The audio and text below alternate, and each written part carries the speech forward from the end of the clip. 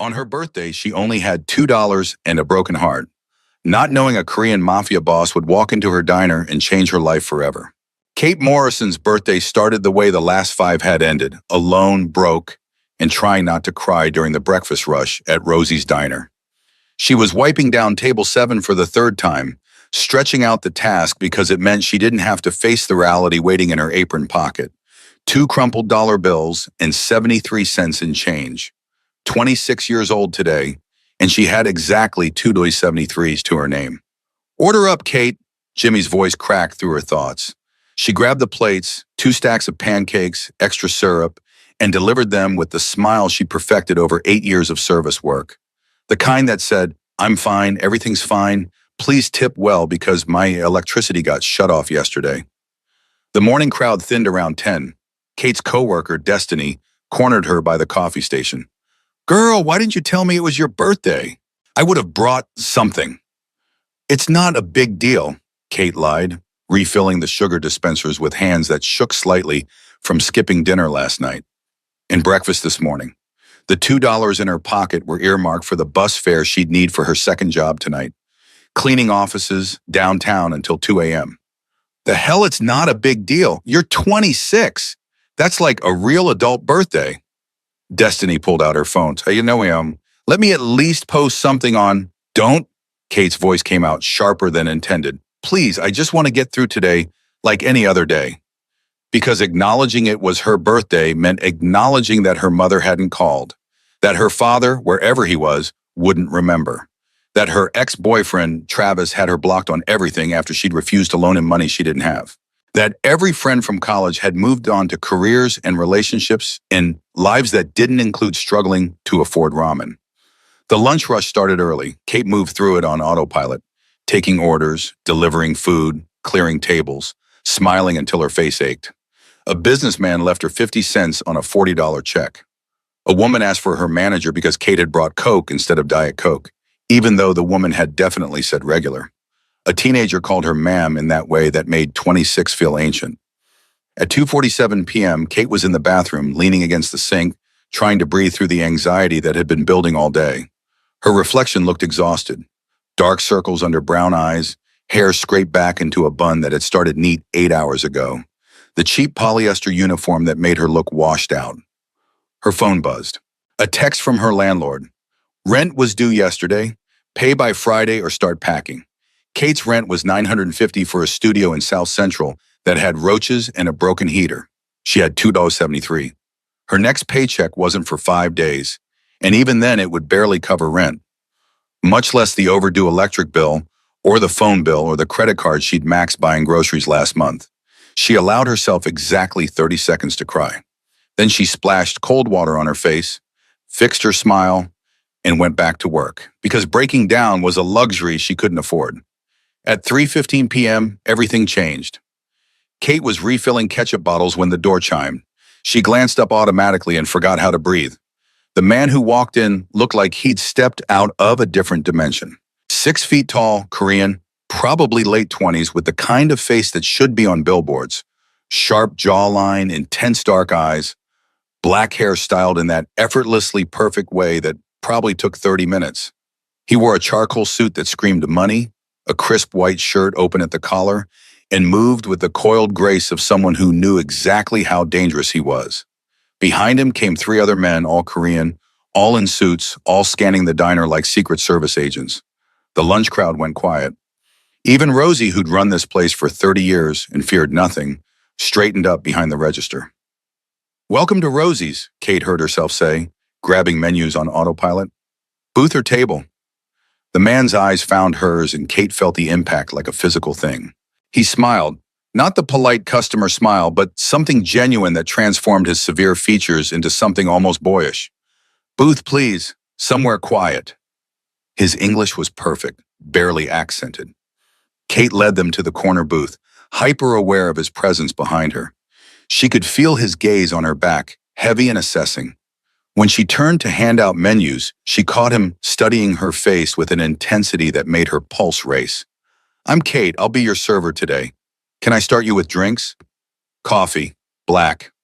He handed the menu back without looking at it, still watching her. And whatever you recommend for lunch, I trust your judgment. Something about the way he said trust made her stomach flip. His companion ordered efficiently, more coffee, burgers, the meatloaf special. Kate scribbled it down and escaped to the kitchen, pressing her back against the wall and trying to calm her racing heart. Girl, who is that? Destiny hissed, peering through the order window. He looks like a whole entire K-drama lead. I don't know, but he's got a bodyguards.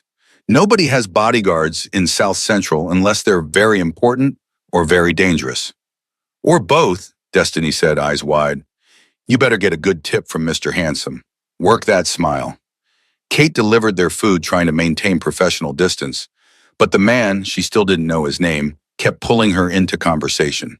Where was she from? Here, born and raised. How long had she worked at Rosie's? 8 years since she was 18. Did she like it? It pays the bills, she lied. His questions weren't intrusive exactly, but they were personal in a way that customers' questions usually weren't. And he listened to her answers with complete attention, like she was saying something profound instead of reciting her boring life story. When she brought the check, he handed her a black credit card and said, "Keep it open. We might want dessert." 2 hours later, they were still there. His men had relaxed slightly, though they still tracked everyone who entered. The man himself, Kate had learned his name was Ki Hong from his credit card, had ordered pie and more coffee, and showed no signs of leaving. And he kept watching her. Every time Kate passed the booth, his eyes followed. Not creepy or leering, but intent. Curious. Like she was a puzzle he was trying to solve. At 5:30, Destiny left for her second job, squeezing Kate's arm on the way out. "Happy birthday, babe. Wish I could take you out, but I know you've got your mom's medical bills. Don't worry about it." Kate hugged her friend, grateful for small kindnesses. "Thanks for remembering." She didn't realize Ki Hong had heard until she turned around and found him right there, having left the booth without her noticing. Up close, he was even more devastating. She caught a hint of expensive cologne, saw a small scar through his left eyebrow, noticed his hands, elegant but marked with old scars across the knuckles. "It's your birthday?" His voice was soft, almost gentle. Kate's face heated. "It's not a big deal." When someone says something isn't a big deal, it usually means it's a very big deal. They're trying to pretend doesn't hurt. He tilted his head slightly. "How are you celebrating?" The laugh that escaped her was bitter. "I'm working until close, then I've got my second job at 11, so probably celebrating with industrial strength floor cleaner and other people's trash." Something flickered across his face. "You work 2 jobs?" "3, actually. I clean offices at night, do delivery driving on weekends. But hey, living the dream, right?" She tried to make it sound like a joke, but it came out defeated. Ki Hong was quiet for a long moment, studying her with those intense eyes. Then he reached into his jacket and pulled out a wallet that probably cost more than her monthly rent. "What time do you close?" 8, but I've got to catch the bus by 8:15 to make it to my other job. "Call in sick." Kate blinked. "What?" "To your other job. Call in sick." He pulled out several bills. She caught a glimpse of hundreds and held them out. "Take the night off. It's your birthday." "I can't accept that." Even as her fingers itched to take it, to have that cushion, that security. "I don't even know you. You know my name is Lim Ki Hong. You know I have terrible taste in pie because I ordered the banana cream when clearly the chocolate was superior." A slight smile. "You know I've been sitting in this diner for 3 hours because I couldn't stop watching you work. And you know that something made you sad enough to cry in the bathroom earlier, and I want to fix it." Kate's breath caught. "You saw that?" "I see everything." Not a boast, just a statement of fact. "Kate, I'm asking you to let me do something for your birthday. No strings, no expectations. Just let someone be kind to you. You look like you haven't had much of that lately." The truth of it made her eyes sting. When was the last time someone had been genuinely kind to her, without wanting something in return? Why? "Because in the 3 hours I've watched you, you've smiled at every customer, even when they were rude. You gave that homeless man free coffee when you thought no one was looking. You helped that elderly woman cut her meatloaf without making her feel helpless. And you did it all while carrying whatever weight is making your shoulders slump." He stepped closer. So let me give you one night where you don't have to carry anything. Please. I have 273 to my name, Kate heard herself say. My electricity is shut off. My landlord is threatening eviction. I can't afford to miss a shift. Ki Hong's expression shifted into something fierce and protective. Then let me pay you for the shift. Double, triple, whatever you'd make plus tips. He held up a hand when she started to protest. Call it hiring you as a consultant. I need advice on something only you can provide. What could I possibly consult on? How to throw a proper birthday party. His smile was devastating. Because I'm about to organize one, and I need your expertise to make sure it's perfect. Kate's mind blanked. A birthday party? For who? For you. He said it like it was obvious. Right here, tonight. Kate, when did you last have a real birthday celebration? Never. The word sat heavy on her tongue. Her childhood had been a series of foster homes after her mother's arrest. Birthdays were forgotten or ignored. As an adult, she'd been too broke, too alone, too tired. I don't need what you need and what you deserve are different things. Ki Hong pulled out his phone, fingers flying across the screen. You deserve cake and music and people who celebrate you existing. So that's what's happening. Unless you really don't want it? He posed it as a question, giving her the choice. Kate looked into his eyes and saw a genuine desire to do this, to give her something. And suddenly, the idea of going to clean toilets on her birthday when this beautiful, dangerous, mysterious man wanted to throw her a party seemed unbearably sad. Okay, she whispered. Okay, yes. Ki Hong's smile could have powered the city. He lifted his phone and barked rapid instructions in Korean. His men snapped to attention, and then everything became a whirlwind. Kate, you need to tell me what's happening, Rosie demanded, pulling her aside as Ki Hong's people started making phone calls. Who is this guy? Why are there suddenly 10 more Korean men in suits showing up? I honestly have no idea, Kate admitted, but I think he might be very rich or very dangerous. Possibly both. Definitely both, Rosie muttered, but her eyes were calculating. He just paid me $5,000 to close the diner to regular customers and let him use it for a private event. 5,000, Kate, for 4 hours. Kate's jaw dropped. He what? And he's paying each staff member who stays $500. I told him we close at 8 anyway, but he insisted. Rosie grabbed Kate's shoulders. Baby girl, I don't know what's happening here, but that man is clearly interested in you. Be careful, but also be open. Men like that don't walk into places like this every day. Over the next hour, Kate watched in stunned disbelief as Ki Hong transformed Rosie's diner into something magical.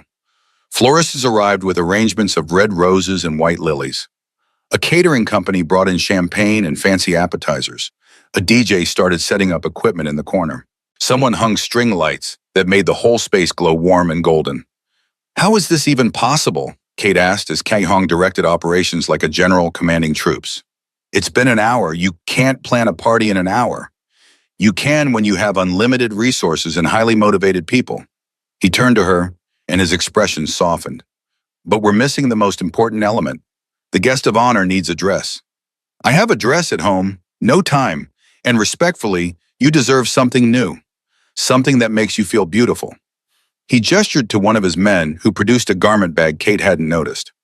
I had my assistant grab a few options. Pick whichever you like or don't wear any of them. Your choice. Inside the garment bag were 3 dresses that made Kate's knees weak. A emerald green silk sheath that looked like liquid. A burgundy velvet cocktail dress with a plunging back. And a golden dress covered in delicate beading that caught the light like captured stars.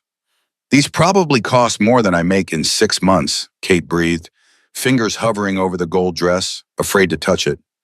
They're yours regardless of whether you wear them tonight. Ki Hong's voice was gentle.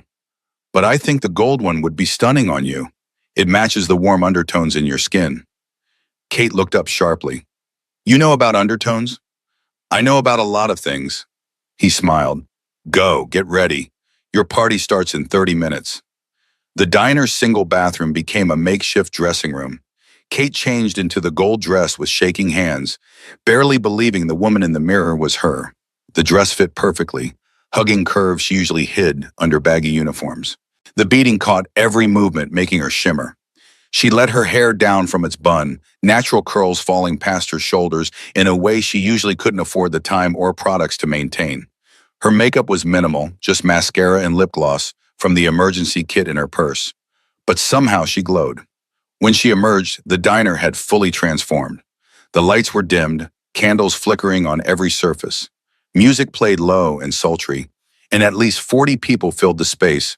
Where had they all come from? Talking and laughing, and dressed like this was an actual event.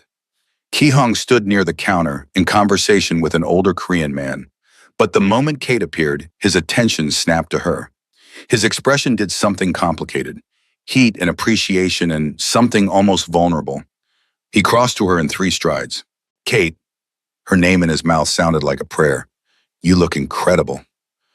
I feel like Cinderella, except it's not midnight I'm worried about. It's reality. She gestured at the transformed diner. This is insane. You're insane. This whole thing is exactly what you deserve, he interrupted. Now come, there are people who want to meet you. The next hour was surreal. Ki-hong introduced her to what seemed like half of LA's Korean community, business owners, community leaders, people who treated her with warmth and respect that felt genuine.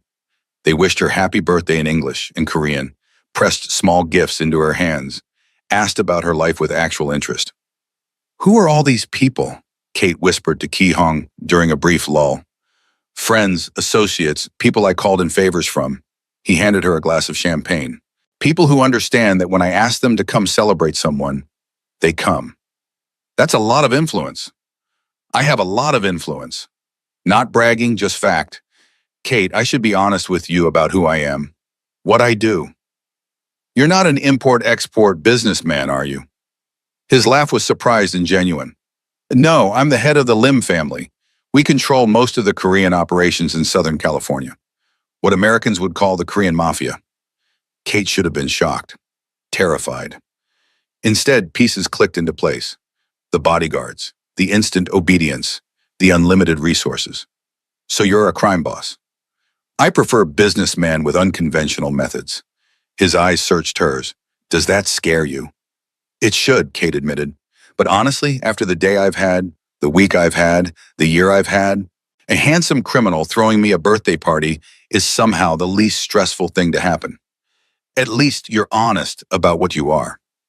Most people run when they find out. I'm too tired to run, and besides, she gestured at the party around them, the cake being wheeled out, the people singing happy birthday in 2 languages. You're kind of winning me over with grand gestures. The cake was a masterpiece. 3 tiers covered in gold leaf with Happy Birthday Kate, written in both English and Korean. 26 candles flickered on top. Everyone gathered around as Kate approached it, feeling tears prick her eyes. Make a wish, Ki-hong said softly, standing close enough that she felt his warmth. Kate closed her eyes. I wish for this to be real, for this feeling to last, for life to be different from this moment forward. She blew out the candles and everyone erupted in applause. Speech, someone called. Others joined in. Kate froze, panic flooding through her. Ki-hong's hand found the small of her back, steadying. You don't have to. But Kate found herself speaking anyway. I don't really know what to say. This morning I woke up with 273 to my name. I was going to work a double shift and go to bed early so I wouldn't have to think about being alone on my birthday. And then she looked at Ki-hong, at this man who'd walked into her life and turned it upside down in the best way. Then someone showed me kindness, not because he had to, but because he wanted to. So thank you, all of you, for making this the best birthday I've ever had. The applause was genuine, warm. People came up to hug her, to press business cards into her hands, call me if you ever need anything, to treat her like she mattered. And Kate, who'd spent so long invisible and struggling, felt seen for the first time in years. As the party continued, Ki-hong pulled her aside. Dance with me. I don't really know how to dance. Neither do I. We'll figure it out together. He led her to the small, cleared space that served as a dance floor. The DJ, who Kate now realized was someone's uncle who'd apparently spun at clubs in Seoul, put on something slow and jazzy. Ki-hong's hands settled on her waist, warm through the thin fabric of her dress.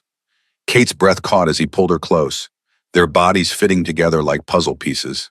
She'd never felt so aware of another person, the solid strength of him, the way he smelled like expensive cologne, and something darker, the heat of his palm against her skin. "Why are you doing this?" she asked quietly as they swayed. "Really, you don't know me. I'm nobody, just a waitress barely surviving." "You're not nobody." His voice was fierce. "Kate, I've spent 3 hours watching you today. I saw how you treated every customer with dignity even when they didn't deserve it. How you slipped that kid extra fries when his mother couldn't afford a larger meal. How you kept smiling even though you were falling apart inside." His hand tightened on her waist. "You're surviving in a system designed to break people like you, and you're doing it with grace and kindness intact. That's not nobody. That's extraordinary." "You saw all that in 3 hours?" "I see everything," he repeated. "It's how I've stayed alive in my world. Reading people, understanding motivations, seeing what others miss." He spun her gently, and when she came back to him, his eyes were intense. "And I saw you, Kate Morrison, really saw you, and I haven't been able to stop thinking about what it would be like to make your life easier, happier, better." "Why would you want to do that?"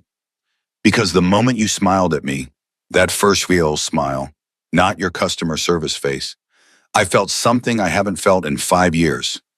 Interest, attraction, the possibility that maybe I could be more than my father's legacy and my organization's leader." He pulled her closer, and Kate's heart hammered. "You made me want to be the kind of man who deserves to make you smile again." That's a lot of pressure for someone who was crying in a bathroom 4 hours ago. His laugh rumbled through his chest. "Fair. Then how about this? I think you're beautiful, fascinating, and stronger than you know. And I'd like permission to spend more time with you. To take you on actual dates, to see if this thing I'm feeling is real or just temporary insanity." "Temporary insanity from what? Throwing birthday parties for strangers?" "From meeting someone who makes me believe in possibilities I'd given up on." The song ended. They stopped moving but didn't separate. Kate looked up into Ki Hong's eyes and saw something that terrified and thrilled her. Genuine feeling. Real interest. The kind of intensity that could either save her or destroy her. "I have nothing to offer you," she said honestly. "No money, no connections, no life that would fit with yours. I'm broke and exhausted and kind of a mess." "You have yourself. That's more than enough." He cupped her face gently. "Kate, I don't want you to fit my life. I want to build something new that works for both of us. Starting right now. Starting with making sure you never have to choose between electricity and food again." "I can't let you pay my bills. I don't even know you." "Then get to know me. Let me take you to dinner tomorrow. Let me show you who I am beyond the organization and the reputation. Give me a chance to prove I'm serious about this." His thumb brushed across her cheek. "Give us a chance, we want." Kate knew this was crazy, knew she should say no, should protect herself, should not let a gorgeous criminal sweep into her life and promise to fix everything. But standing there in a gold dress that cost more than her rent, surrounded by people celebrating her existence, feeling seen and valued for the first time in memory, how could she say no? "Okay," she whispered. "Okay, yes. Take me to dinner. Show me who you are. Let's see if this is real." Ki Hong's smile was brilliant. He leaned in slowly, giving her time to pull away. Kate didn't. His lips met hers in a kiss that was gentle and searching and absolutely perfect. Around them, people cheered, but Kate barely heard it. She was too busy feeling like her life had just split into before and after. Before Ki Hong, and after. The party continued for another 2 hours. Kate danced and laughed and ate cake and felt light in a way she'd forgotten was possible. Ki Hong stayed close, always touching her, a hand on her back, fingers laced through hers, his jacket draped over her shoulders when she got cold. "I need to tell you something," he said as midnight approached. They were sitting in a booth, her feet aching pleasantly from dancing, her head slightly fuzzy from champagne. "About why I was at the diner today. You weren't just randomly craving mediocre coffee?" He smiled, but it didn't reach his eyes. "No, I was there for business. There's a restaurant owner 2 blocks over who owes my organization money. I was in the neighborhood to collect when I saw you through the window. You were helping that elderly woman, and your smile was so genuine, so warm. And I thought, when was the last time someone looked at me like that? Like I was just a person, not a weapon or an asset or something to fear. So you came in for coffee and stayed for 3 hours? I came in because I couldn't not come in, and I stayed because I couldn't leave. Kate, I've spent 5 years building my father's empire, being the leader everyone needs me to be. I've forgotten how to be just Ki Hong. But today, watching you work, talking to you, seeing you in that gold dress, I remembered what it feels like to want something for myself. Not for the organization, not for family honor, just for me. And what do you want? You. Simple, direct, devastating. I want to know everything about you. I want to make you laugh. I want to wake up next to you and hear about your dreams. I want to introduce you to my mother and watch her inevitably fall in love with you, because how could she not? He took her hand. I want to build something real with you, Kate, if you'll let me. Your mother, Kate repeated weakly. Ki Hong, we just met. This is our first conversation. We can't what? Feel something real? Feel something immediate? He leaned closer. Kate, I'm 28 years old. I've dated extensively. I know what attraction feels like, what infatuation feels like, what convenience feels like. This isn't any of those things. This is recognition. Like my soul saw yours and said, yes, finally, here she is. That's very romantic for a criminal. I'm Korean. Romance is in our blood. Have you never seen a K-drama? Kate laughed despite herself. I can't afford Netflix. Well, now you can. I'm paying your bills, remember? At her expression, he held up both hands, which we'll discuss properly tomorrow. Over dinner, where I will present a formal proposal for how I can help you without making you feel like a kept woman or charity case. There's no way to do that that won't feel weird. Then we'll be weird together. Kate, I have more money than I could spend in 10 lifetimes. Letting you struggle when I could help with a fraction of what I spend on suits in a month? That's unconscionable. Let me fix your immediate problems so you can breathe, and then we'll figure out everything else. Why do you even care? I'm still nobody to you. You're not nobody. You're the woman who made me believe in something beyond duty and obligation. You're the birthday girl who deserves so much more than this world has given her, and selfishly, you're someone I want in my life. His thumb brushed across her knuckles. So let me be in yours. Kate wanted to argue, wanted to maintain her independence and pride, but the truth was, she was drowning. Had been drowning for years, and Ki Hong was offering her a lifeline. Maybe it was too fast, too intense, too fairy tale to be real. But maybe, just maybe, she deserved a little magic. Okay, she said. Help me. Take me to dinner. Show me this isn't some beautiful dream I'm going to wake up from. It's not a dream. It's better. He kissed her hand. It's real. The party wound down around 1 a.m. Ki Hong's people cleaned everything with military efficiency, leaving Rosie's looking better than it had in years. Rosie herself pulled Kate aside, pressing an envelope into her hands. $500 for working tonight, plus your tips from the day, plus a bonus because it's your birthday, and because that man clearly has it bad for you. Inside the envelope was $1,500. Kate's eyes filled with tears. Rosie, I can't. You can and you will. Baby girl, I've watched you struggle for 8 years, working yourself to death, never complaining, always giving. Let someone give back to you for once. Rosie hugged her tight. And be careful with that one. He's dangerous, but I don't think he's dangerous to you. I think he might be the best thing that's ever walked through that door. Ki Hong drove her home himself, dismissing his security detail with a few sharp words in Korean. His car was some kind of luxury sedan that probably cost more than Kate would earn in 5 years. She sank into leather seats and tried not to think about the gap between their worlds. What are you thinking? He asked, navigating LA traffic with easy competence. That this is crazy. That you're crazy, that I'm crazy for agreeing to any of this. Probably true on all counts. He glanced at her, smiling. But the best things in life are usually a little crazy.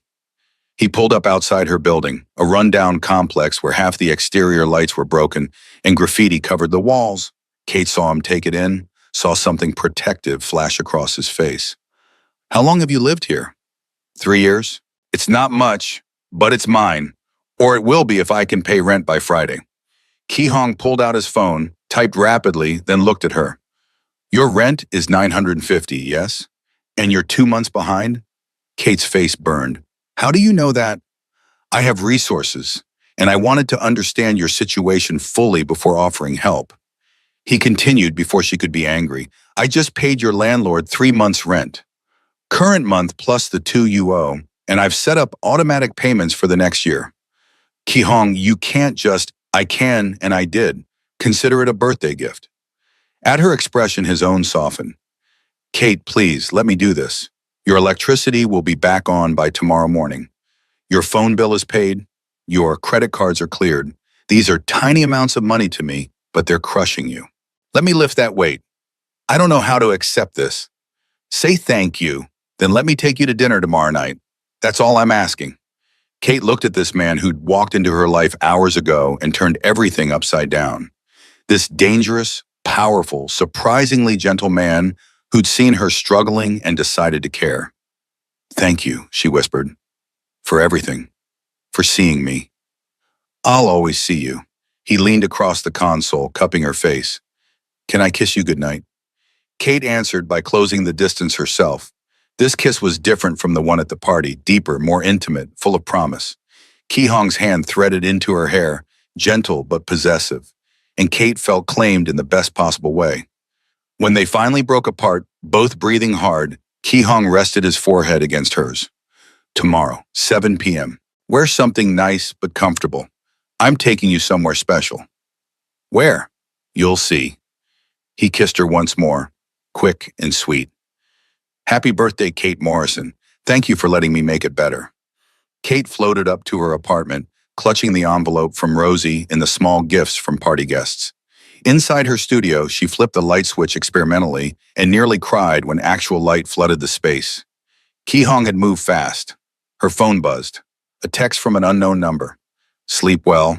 Dream of me. I'll certainly dream of you. Kate saved the number, changed out of the gold dress with reverent care, and lay in bed replaying every moment of the night. From crying in the bathroom to dancing in Ki-hong's arms, from having $2.73 to having a year of rent paid, from being alone to being seen. She fell asleep smiling, her phone clutched to her chest, birthday wishes finally coming true. The next morning, Kate woke to 17 missed calls from Destiny and a text that just said, "Girl, call me now. I saw the pictures from last night on Instagram. Who is that man?" Before Kate could respond, her doorbell rang.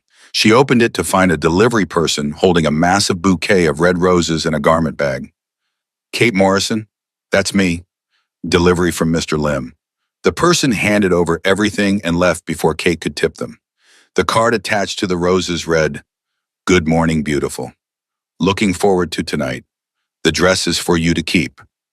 You look it too perfect in it to give it back. Dream well." Inside the garment bag was the gold dress from last night, professionally cleaned and pressed. Kate buried her face in the roses and let herself feel it, the giddy, terrifying, exhilarating rush of new feelings. Her phone rang. Destiny. Kate answered, bracing herself. Kate Morrison, you better start talking right now. Who is Lim Ki-hong? Why is he throwing you parties? And when did you become friends with half of Koreatown's elite? It's complicated. Complicated how? Complicated like he's married? Complicated like he's secretly an axe murderer? Complicated like he runs the Korean Mafia and decided to throw me a birthday party after watching me cry in the bathroom at work. Silence. Then, I'm sorry, what? Kate told her everything. The whole surreal story from Ki-hong walking into the diner to the kiss outside her building. Destiny listened without interrupting, which was how Kate knew she was truly shocked. Okay, Destiny finally said. Okay, so let me get this straight. A gorgeous Korean crime boss walked into Rosie's, saw you, decided he was in love, and threw you a party with 40 guests, champagne, and a 3-tier cake. Then he paid all your bills and asked you to dinner. That's the summary, yes. And you said yes to the dinner. I did. Kate, honey, that's either the most romantic thing I've ever heard or the beginning of a true crime podcast. I'm hoping for romantic. Me too, but girl, be careful. Men with that much power and money, they're used to getting what they want. Make sure he sees you as a person, not a project or a possession. He does, I think. He sees me in a way no one else ever has. Kate touched the roses.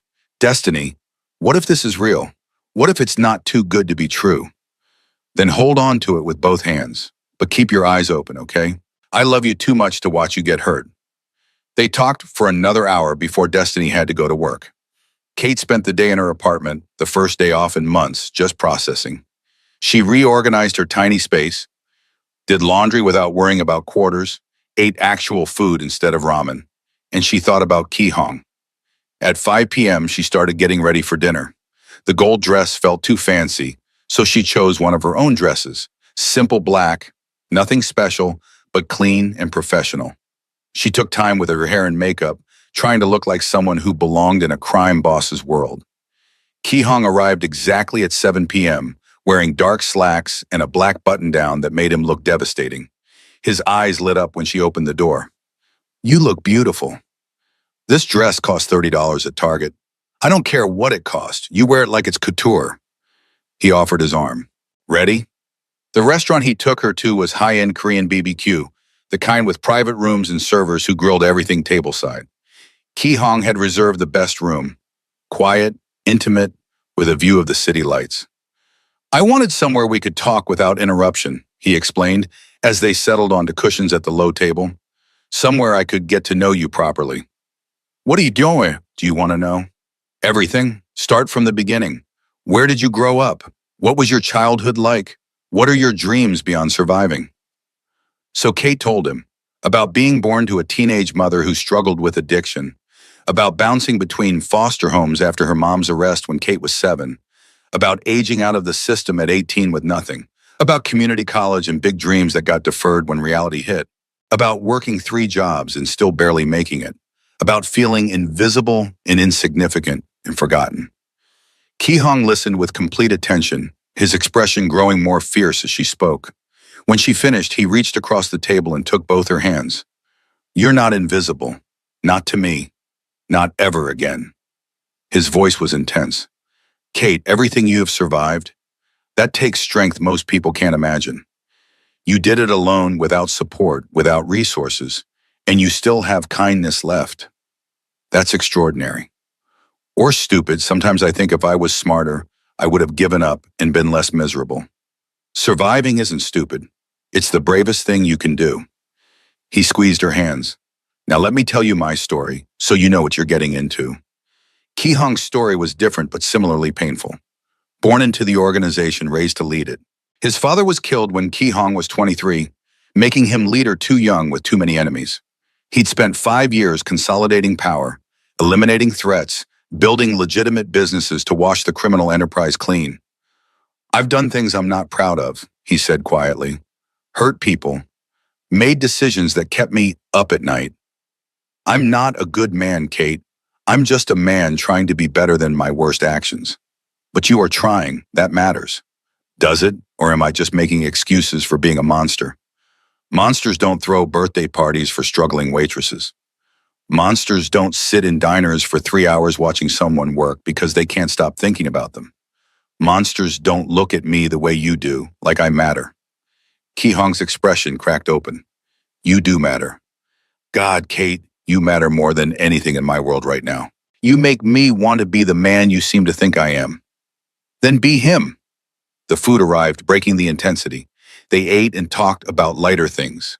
Favorite movies, music preferences, childhood memories that didn't hurt. Kate learned that Ki-hong loved old American jazz, that he'd wanted to be a chef before family duty called, that he had a younger sister studying medicine in Seoul who he adored. "She's the good one in the family," he said with obvious pride.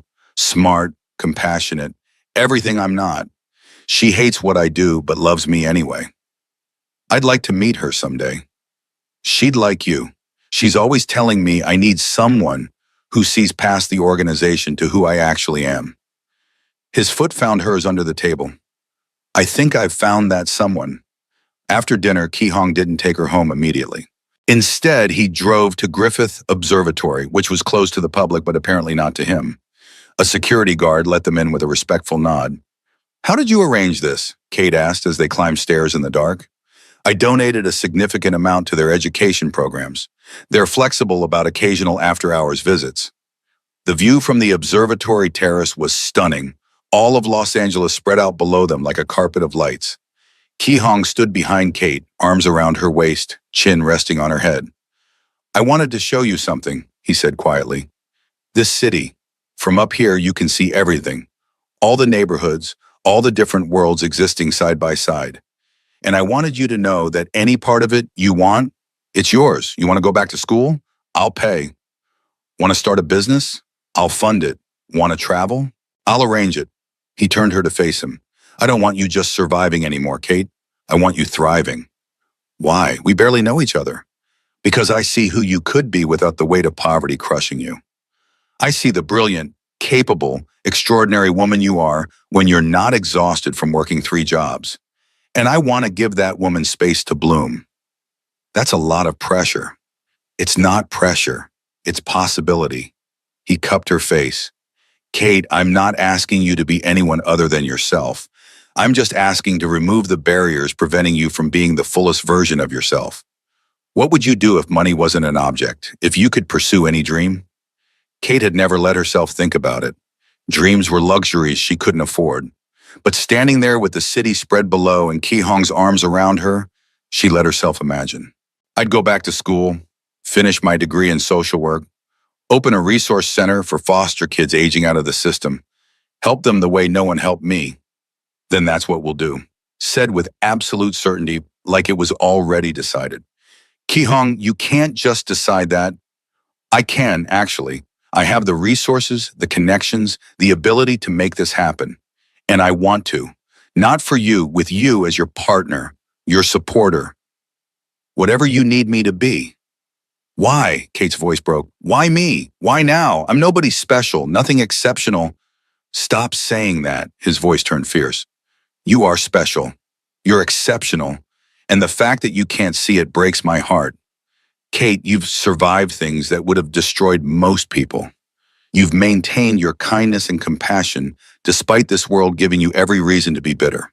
You smile at strangers and help people who can't help you back. That's who you are. That's what makes you extraordinary.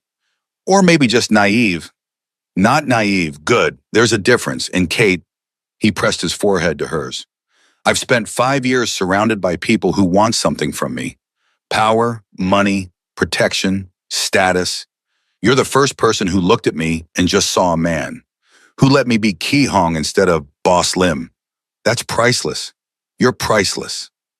Kate kissed him because words felt insufficient. Kissed him with everything she had, gratitude and hope and the terrifying feeling blooming in her chest that might be love. Ki Hong responded instantly, arms tightening around her, kissing her back like she was oxygen. When they finally broke apart, Kate whispered, I'm falling for you. I know it's too fast. I know it's crazy, but I can't help it. Then fall. I'll catch you. His smile was tender. I'm already halfway in love with you, Kate Morrison, and I think by the end of this week, I'll be completely gone. They stayed on that terrace for hours, talking and kissing and planning a future that felt impossible but somehow real. And when Ki Hong finally drove her home as dawn broke, Kate felt like a different person than the one who'd woken up crying on her birthday 2 days ago. The next 6 months were a whirlwind. Ki Hong integrated Kate into his life with determination. She met his sister via video call and liked her immediately. She attended family dinners where his mother, initially skeptical, slowly warmed to her. She learned about his world, the dangerous parts and the surprisingly normal parts, and somehow found her place in it. Ki Hong kept his promises. He enrolled Kate in USC's social work program, covering tuition and living expenses so she could quit her other jobs and focus on school. He helped her find a better apartment in a safer neighborhood, and he started planning the resource center she dreamed about, involving her in every decision. But it wasn't one-sided. Kate brought light into Ki Hong's dark world. She made him laugh, challenged his decisions, refused to be intimidated by his reputation. She attended his business functions and charmed his associates. She reminded him why he was trying to go legitimate in the first place, because there was more to life than power and control. They fought sometimes, about his dangerous work, about her independence, about how fast they were moving. But they always came back together, communicating in ways Devon never had, respecting each other's boundaries while pushing each other to grow. You make me want to be better, Ki Hong told her one night, 6 months in. They were in his penthouse, her head on his chest, his fingers tracing patterns on her back. Before you, I was just going through motions, building power for its own sake. But you remind me there's a reason for all of it, that I can use what I have to help people, to build something meaningful. You were always capable of that. You just needed permission to want it. You gave me that permission. You made me believe I could be more than my father's legacy. Kate lifted her head to look at him. Ki Hong, you are more than that. You're brilliant and kind and surprisingly gentle for a man who terrifies half of LA. You're building legitimate businesses, investing in the community, helping people. That's not your father's legacy. That's yours. He kissed her softly. Marry me. Kate's breath caught. What? Marry me, say. Be my wife, my partner, my everything. Help me build this new life. Grow old with me. Say yes. Ki Hong, we've only known each other 6 months. And I've known you were mine since the first moment I saw you crying in that bathroom. Kate, I love you completely, desperately, forever. And I know it's fast, but when you know, so marry me, please. Kate looked into his eyes and saw her future. Saw the family they could build, the center they'd create, the life they'd share. Saw past the dangerous reputation to the man who'd seen her when she was invisible, who'd celebrated her birthday when no one else remembered, who'd lifted her up without making her feel small. Yes, she whispered. Yes, you insane man. I'll marry you. Ki Hong's joy was incandescent. He produced a ring, a stunning diamond that he'd apparently been carrying for weeks, waiting for the right moment. It fit perfectly. I love you, he said, sliding it onto her finger. Thank you for seeing me. Thank you for taking a chance on me. Thank you for making my life mean something beyond duty and obligation. I love you too. Thank you for seeing me first, for making me believe I was worth celebrating, for giving me space to be more than just surviving. They made love that night with new tenderness, celebrating the future they had built together. And Kate thought about the girl who'd started her birthday with $2.73 and a breaking heart, and the woman she'd become, loved, valued, seen. The wedding happened 3 months later. Kate wanted something small, but Ki Hong's world required something larger. They compromised with an elegant ceremony that honored both their backgrounds, Korean traditions mixed with personal touches that made it uniquely theirs. Kate walked down the aisle in a dress that combined a white Western gown with traditional Korean elements. Her foster sister from childhood, the only family she'd kept in touch with, by her side. Ki Hong waited at the altar looking devastating in a custom suit, and when he saw her, his expression cracked open with emotion. The vows they exchanged were personal, honest. Ki Hong promised to always see her, to support her dreams, to build a life where she never felt invisible again. Kate promised to be his light, to challenge him, to stand beside him as he became the man he wanted to be. I was nobody until you, Kate said, tears streaming. Just a waitress with $2.73 and broken dreams. You made me see myself differently. Made me believe I was worth celebrating. I promise to never let you forget that you're more than your worst moments, that you're capable of extraordinary kindness, that you're enough exactly as you are. Ki Hong was openly crying. You were never nobody. You were always extraordinary. You just needed someone to see it. I promise to spend every day proving you made the right choice, trusting me, that I'm worthy of your love, that we can build something beautiful from broken pieces. When the officiant pronounced them husband and wife, Ki Hong kissed her like she was oxygen. The assembled guests, a mix of Korean community leaders, Kate's college friends, workers from Rosie's Diner, and carefully selected organization members going legitimate, erupted in applause. At the reception, Rosie gave a toast that had everyone laughing and crying. I've known this girl since she was 18 years old, working double shifts and never complaining. Watched her give her last dollar to customers who needed it more. Watched her survive when others would have broken. And then one day, this man walked into my diner and looked at her like she hung the moon. I knew then trouble was coming, but the best kind of trouble, the kind that changes everything. Ki Hong's sister flew in from Seoul and pulled Kate aside.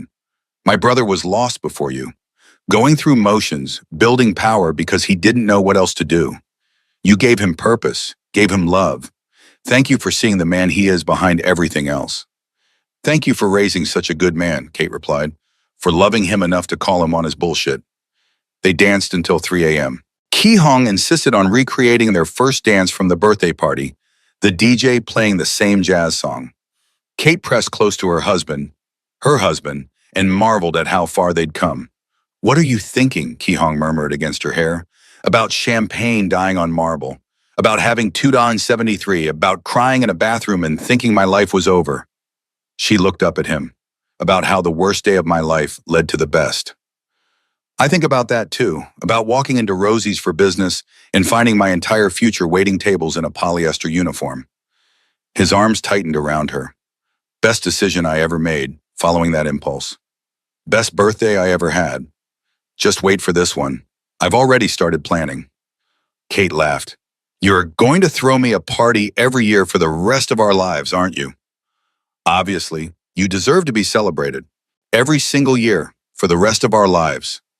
He kissed her softly. Happy beginning, Mrs. Lim. Happy beginning, Mr. Lim. 5 years later, Kate stood in the completed Foster Youth Resource Center, the one she'd dreamed about, that Ki Hong had helped build. Around her, 20 young people who'd aged out of the system received support, education, job training, and hope. Everything she'd never had. You did this, Ki Hong said, coming up behind her with their 2-year-old daughter on his hip. Their daughter, a perfect mix of both of them, with Kate's smile and Ki Hong's eyes, reached for her mother. We did this, Kate corrected, taking their child. You funded it, believed in it, made it real. I just provided resources. You provided the vision, the heart, the understanding of what these kids need. This is your legacy, Kate.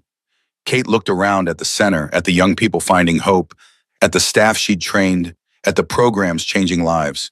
Then she looked at Ki Hong, at their daughter, at the life they'd built from that impossible first meeting. No, she said softly, our legacy, everything we build together. Ki Hong kissed her temple. Together. Always.